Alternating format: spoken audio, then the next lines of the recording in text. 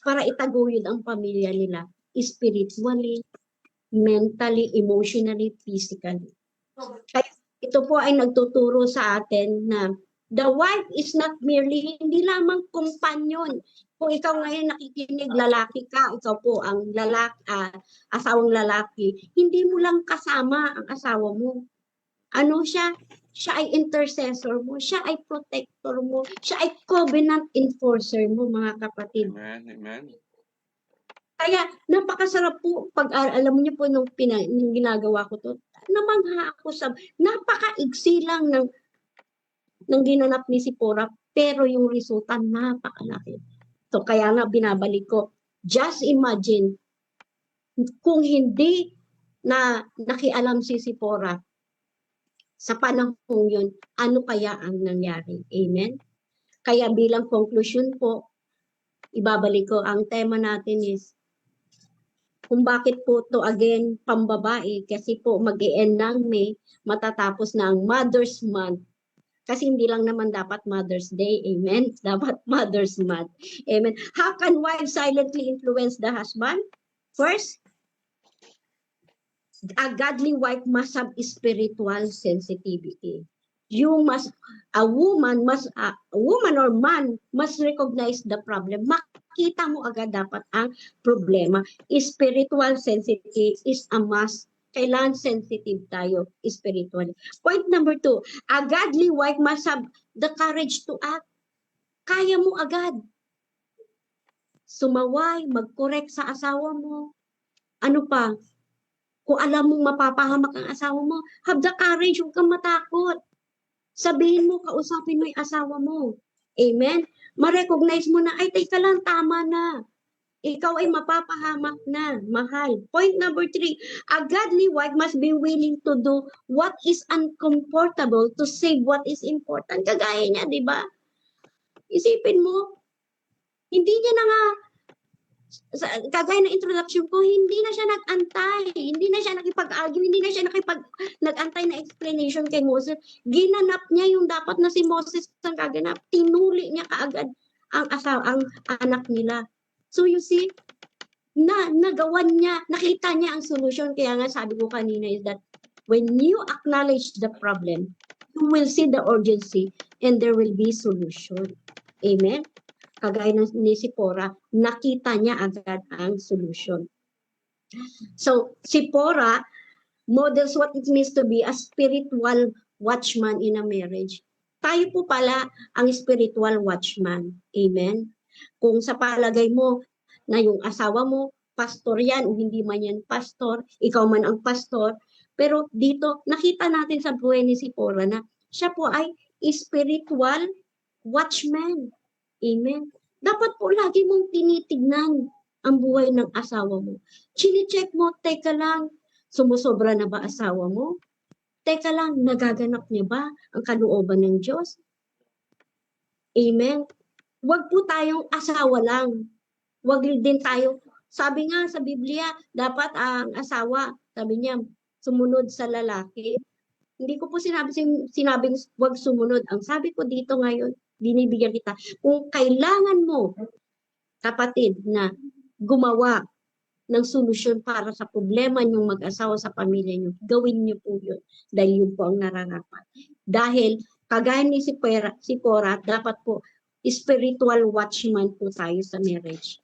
She watch over her home, she watch over her husband, she watch over God's covenant. Ang kagandaan kay Sipora, hindi man siya Israelita, pero kinilala niya ang covenant ng Diyos. Kinilala niya, kapatid, na kailangan na ang kailangang matuli. Kasi kung hindi niya po kinikilala yung covenant, hindi niya tutuliin yung anak niya.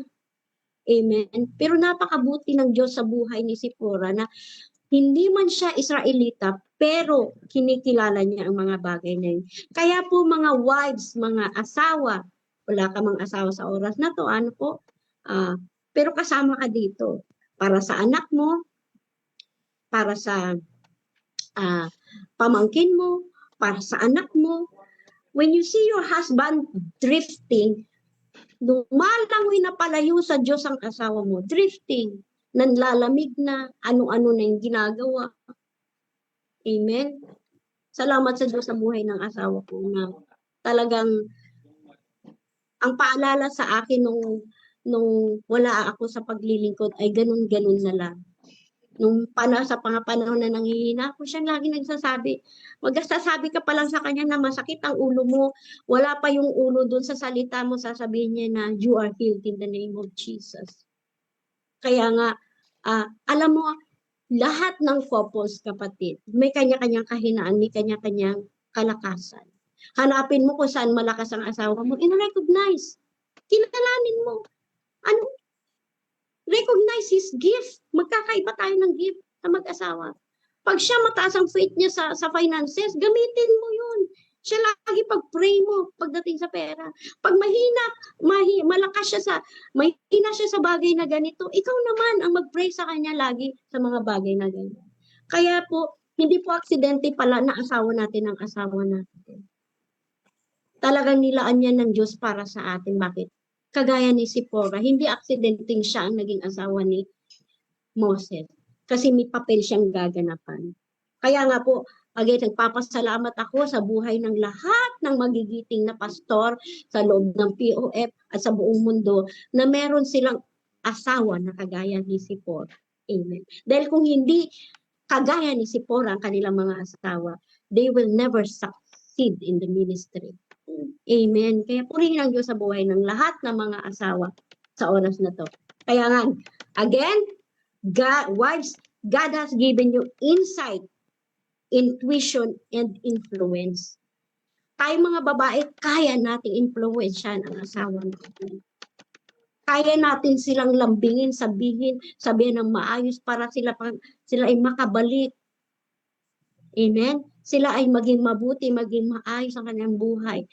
Binibigyan tayo ng mga gifts ng Panginoon, gamitin natin wisely. Kaya nga, let me remind you na walang babae na hindi inaaway ang asawa. Pero isa lang ang alam ko, yung hindi pagkakaunawaan, hindi po yan siya ang dapat na kumbaga maging dahilan para hindi lumago ang ating pagsasama. Minsan nga, sa pag-argue nyo, doon mo naintindihan ng asawa mo eh. Amen? Kundi, yung patuloy na pangunawa at pagpapatawad. Amen? Lahat tayo, sabi ko nga kanila, ang bawat couple may mga kahinaan po yan. Ang bawat marriages may kahinaan po yan. Pero sa oras na to, God is reminding us na pwede pala natin pagandahin pa ang marriages natin, ang ating mga relationship before the Lord. Kaya, again, sa mga asawa, use it wisely. I don't know kung ito sa harapan ng asawa ko, kung karapat-dapat ba ako magsabi, pero huwag tayong palaaway sa ating mga asawang lalaki sa lahat ng kababaihan. Huwag tayong palaaway. Kasi pansinin niyo po, pag ibang taong nagsabi niyan sa kanila ng word na ganyan, hindi sila na-offend agad. Di po ba? Hindi sila sensitive. Pero sa ating mga asawa, sensitive po ang mga asawa natin sa atin. Amen? Kasi nga, nagtataka din ako, bakit nga ba sensitive sila? Sensitive tayo mga asawa, no? Sa kapwa natin. Bakit? Ano ba nagawa ko? Bakit bigla tong nainis sa atin? Bigla napakababaw na minsan nagtatampo agad ang asawa natin sa atin. Kasi, ang totoo, ganun kasi, ikaw kasi ang pinaka-haven ng asawa mo. Ikaw kasi yung parang, bahala nang apihin ako ng lahat, wag lang ang asawa ko. Amen? Kaya, sa oras na to, I encourage one another na maging kalakasan tayo ng kapwa, ng asawa natin mismo. Amen po ba? Na kung kailangan nating, kagaya ni Sipora na, he acted decisively, ganun din tayo sa mga oras na to. Kung ano yung dapat nating gawin para ang asawa natin lumakas, gawin po natin. Amen?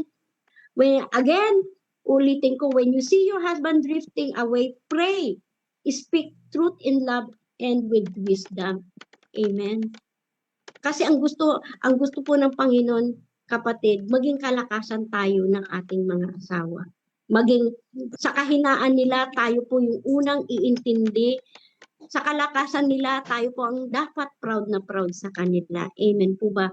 Kaya po, gusto ko lang iiwan sa inyo ulit yung verse na ginamit ko sa sa sa point number 1 ko, spiritual sensitivity. Napaka-importante po niyan sa buhay natin. Bakit? Huwag na nating gamitin ang phrase na women's instinct. Sabi ng iba, oo, ano ko yun eh, gut feel ko yun eh, na parang nagluloko ko ang asawa ko, anything, pero wala na sa atin yan. Kundi spiritual sensitivity, kapatid. Kasi nangako na po ang Diyos sa John chapter 10 verse 27. My sheep hears my voice and I know them and they will follow me. Kaya po iiwan ko po sa inyo ang verse na magkaroon tayo ng spiritual sensitivity pagdating sa relationship natin. At kagaya ni Sipora, kung bakit niya po na-recognize agad ang problem, ang urgency, at ang resolution, nag-umpisa yun dahil she has spiritual sensitivity before God. Amen? Kaya salamat sa Diyos sa oras na to. At tayo po natatapos na. Tayo po yumuko at manalangin. Hallelujah. Father God in heaven, salamat po o Diyos sa pagkakataong ito, Lord God, na nagamit ako sa kalagitnaan nito. Salamat po, Panginoon, at patuloy, Lord. Sa iyo ko po pinagkakatiwala ang mga salita mo. Dalangin ko na magrema ito sa puso ng bawat isa. Pahintulutan mo, O Diyos, na magamit ito sa buhay namin, sa relasyon namin. Kaya pagpalain mo po ang bawat isang nandirito, pagpalain mo ang bawat couples, Lord God, na nandirito, Panginoon, at ay pahintulutan mo na lumago pa, sumagana pa ang aming marriages, at sa lahat ng mga asawa, Lord, pagpalain mo pa po sila, naghigit-higit mo po kami, naghigit-higit pa. Kaya, Panginoon, sa lahat ng papuri, sa lahat ng pagsamba, sa tanging pangalan mo, Panginoon Jesus, na tayo magsabi ng Amen. Amen, amen. Praise God. Lapakan natin ng Diyos sa buhay ni Pastor Sandra. Nakahabol din kami. Amen, at traffic pa. Salamat na yung pang-conclusion na yata yun na FB Live ko. Pero ganun pa man, salamat. Talagang agree ako dyan, Pastor Sandra. Ang dami rin ako mga pagkukulang din nagagawa sa harapan ng Diyos. Pero salamat kay Pastora Bing na lagi umaalalay sa aking paglilingkod. Lalo na yung katapangan ko magsalita. Talagang lagi niya akong itinatama dyan, yung boldness ko sa pag-share ng Word of God. Kasi nga, yung aking prinsipyo, di bali nang masaktan ka, basta nakasusunod ako sa layunin ng Diyos. No? Hindi, lagi sinasabi yan, hindi ako man-pleaser, kundi gusto ko sa ginagawa kong paglilingkod kay Lord, siya ang ma-please ko, kaysa naman mag-compromise ako sa ginagawa mong mali at hindi ko sabihin yung mali mo. Pero madalas, na-check ako dyan ng aking may bahay, maging yung mga pagbibitaw ko rin ng mga, alam nyo na, dahil naka-Facebook tayo, medyo kailangan maingat. Hindi mga dapat hindi nabanggitin ay wag nang banggitin pa. Okay? Kaya tunay mga kapatid ko sa Panginoon, tandaan natin ito. Kaya nais ng Diyos na sa paglilingkod ay katuwang natin ang ating mga asawa. Tama po ba? Kung ikaw ay pastora, kailangan katuwang mo yung asawa mong lalaki. Kung ikaw naman ay lalaking pastor, dapat katuwang mo sa paglilingkod sa Diyos ang iyong asawang babae. Bakit? Ito, idiniin ng ating tigapaghayag. Yung godly influence na sinasabi. Okay? Na talagang nababatid nila. Kasi lagi nilang kasama ang asawa nila. Alam din ni Sipora kung ano yung mga inuutos, yung covenant ni Moises sa Diyos. Tama po ba? At alam niyo po ba yung naitama dito, yung problema na naitama ni Sipora? Na talagang malaking naitulo kasi galit na ang Diyos Kay Moises dahil hindi siya makasunod Alam niyo kung ano yun? Yung tipan sa pagtutuli. Inutos ng Diyos yun kay Moises. No? Makikita na natin yan sa aklat pa lang ng Genesis, meron ng ganong usapan Tama po ba? Okay. Kaso, nakalimutan niya yung pamilya niya. Kaya nga, salamat sa ubasa ng prayer pictures. Lagi natin kinakanta yung, "As for me and my household, we will serve the Lord." Tama po ba? Huwag mo muna, ang bait mo sa ibang tao, sa pamilya mo, ang tapang-tapang mo. Naintindihan niyo ba ibig kong sabihin? Kung paano ka mangaral sa pamilya mo, ganun ka rin dapat mangaral. Ano? Hindi pwedeng ang tapang mo sa ibang tao, sa pamilya mo, ay hindi mo magawa yung tapang mo sa paghahayag ng salita ng Diyos.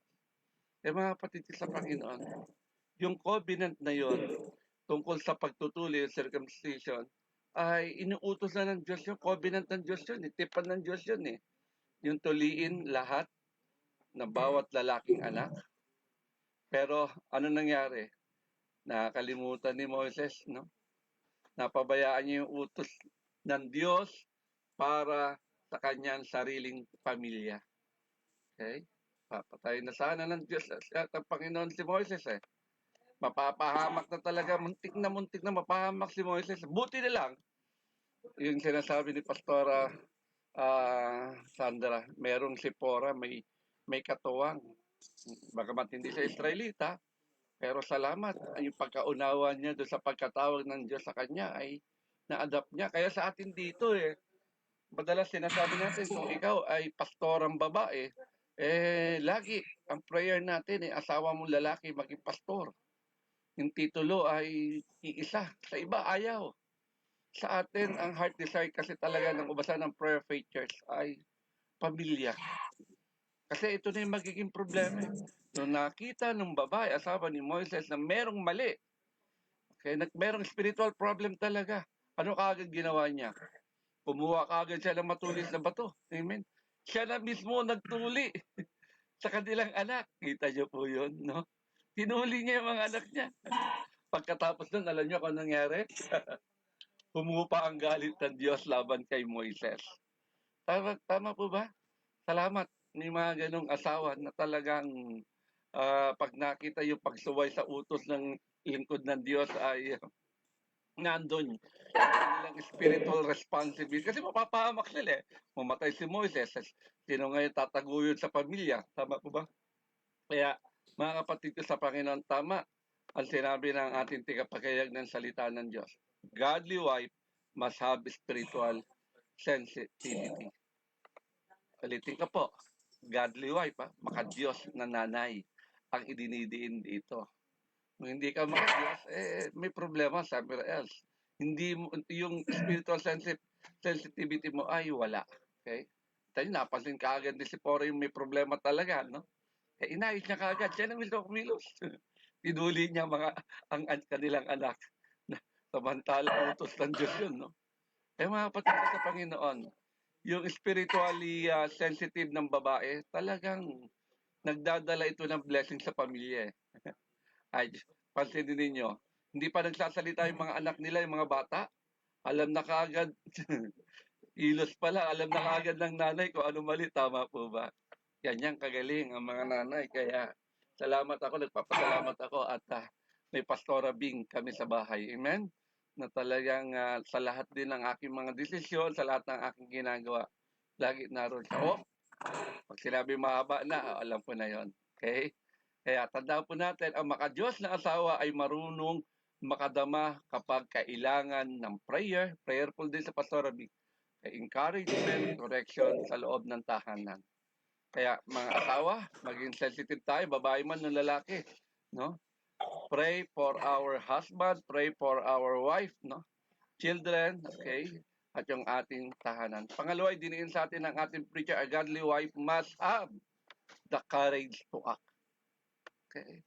Alam mo nang mali, kapatid, katulad ng ginawa ni anong ginawa niya? Siya na yung gumawa ng aksyon. Kumuha agad siya na matulis sa bato, tinubuli niya yung mga anak niya. Nung katapos siya nagawa yun, humupa na yung galit na ng Diyos. Tama po. Kaya magkaroon tayo yung mga asawang ng mga pastor, babae man o lalaki, magkaroon tayo ng courage. Kailangan maalam din tayo sa salita ng Diyos. Kailangan ganapin din natin kasi, di ba, babae, lalaki, sa harapan ng Diyos, pag kinasal yan, iisa na yan sa harapan ng Diyos. Tama po ba? Di pwede pag-iwalayin ni naman. Tanging kamatayan lang. Kaya yung gift sa atin, sabi nila, lalaki lang pwede mag-preach, hindi pwede mag-preach ang babae. Not to us. Ayan. So, basta ng prayer pages, maging bata, matanda, lalaki, babae, pwedeng gamitin ng Diyos sa paghahayag ng kanyang salita sa loob ng simbahan o sa labas. Why? Because we are living in the end times. Nabubuhay na tayo sa huling panahon. Kung panahon pa nila, nagsasabi na nga mga mga apostol na huling panahon na sa kanila. Lalo na ngayon, we are in the end times talaga. Any minute, any seconds na lang, hindi na day ang binibilang natin. Kaya mga kapatid ko sa Panginoon, minsan talaga sa mga aminin natin, mga pastor, kailangan talaga may nagre-remind sa atin, may nagko-correct sa atin, tama po ba? Kaya masarap mag-correct eh. Kaya ang mga asawa, okay, bakit talagang nakikita nila kasi, lalo na kapag yung mga bagay na tinuturo mo ay hindi mo pinamumuhay, yung asawa mo iiling-iling. Ibig sabihin, hindi nakakita na ako ng ganun eksena eh. Amen. Okay, pero salamat dahil naniniwala ako sa buhay nating ito, ganapin natin yung dapat ganapin.